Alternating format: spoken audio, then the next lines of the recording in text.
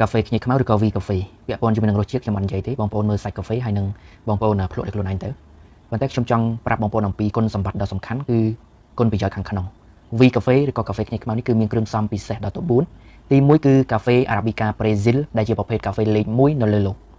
កាហ្វេនេះគឺមានអាស៊ីតហើយនិងកាហ្វេអ៊ីនទាបហើយគេបានយកមកចម្រាញ់ដោយប្រើប្រាស់បច្ចេកវិទ្យាទំនើបញែកយកទៅសារធាតុល្អៗមកទេបងប្អូនអញ្ចឹងបងប្អូនញ៉ាំទៅពាក់ព័ន្ធជាមួយនឹងបញ្ហាធីងធងវិលមុខរោគគូតរោគកខ្យល់ជាដើមគឺបងប្អូនមិនចាំបាច់បារម្ភទេបងប្អូន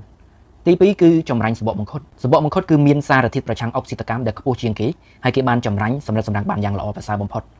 សារធាតុប្រឆាំងអុកស៊ីតកម្មនិងប្រឆាំងការរលាកផ្សេងៗនោះគឺវាខ្ពស់នៅក្នុងសំបកមង្ឃុតអញ្ចឹងដល់ពេលដែលបងប្អូនញ៉ាំចូលទៅក្នុងពោះវាជួយទៅដល់ការរលាកកោសិកាបានល្អប្រសើរច្រើនមែនទែនទី3គឺចម្រាញ់មើមខ្ញីខ្មៅមើមរុក្ខជាតិខ្ញីខ្មៅគឺជាមើមរុក្ខជាតិដ៏កម្រគឺកម្រនៅសារធាតុសកម្មដែលបន្លែហើយនឹងផ្លែឈើដតៃវាអត់មាននៅសារធាតុទាំងអស់នឹងទេ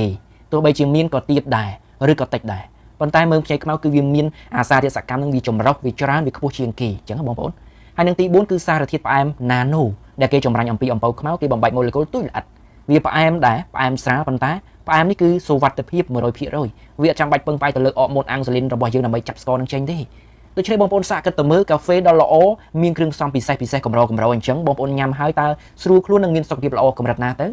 បើនិយាយពីតម្លៃបងប្អូនមួយប្រអប់$20ក្នុងនឹងមាន20កញ្ចប់តូចមួយកញ្ចប់$1 4000រៀលតើថ្លៃកន្លែងតាណាបើយើងផឹកទៅស្រួលខ្លួនមានសុខភាពល្អនេះវាអត់ដូចកាហ្វេខាងក្រៅដែលគ្មានប្រភពច្បាស់លាស់ហើយវាប្រើប្រាស់ស្ករដែលប៉ះពាល់សុខភាពទេ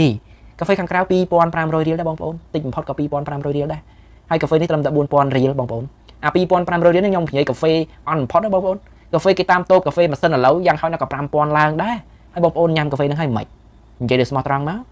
ប៉ុន្តែកាហ្វេខ្ញីខ្មៅគឺសុវត្ថិភាពបងប្អូនគ្រឿងផ្សំគឺសុវត្ថិភាពមានការបញ្ជាក់មានការទទួលស្គាល់ច្រើនក្រសួងសុខាភិបាលច្រើនស្ថាប័នសុវត្ថិភាពចំណីអាហារច្រើនប្រទេសបងប្អូនស្ដាប់យល់ទេបាទគឺមានការបញ្ជាក់មានការទទួលស្គាល់ច្រើនអញ្ចឹងហើយកាហ្វេមួយកញ្ចប់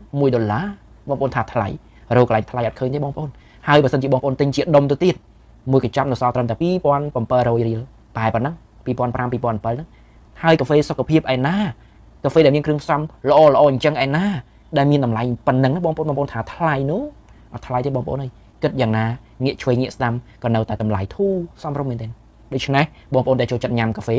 ឬក៏ចូលចិត្តញ៉ាំភេសជ្ជៈខាងក្រៅឬក៏ចូលចិត្តញ៉ាំអាហារសម្រន់ដើម្បីពោកម្លាំងផ្សេងផ្លាស់ប្ដូរមកញ៉ាំកាហ្វេនេះវិញបងប្អូន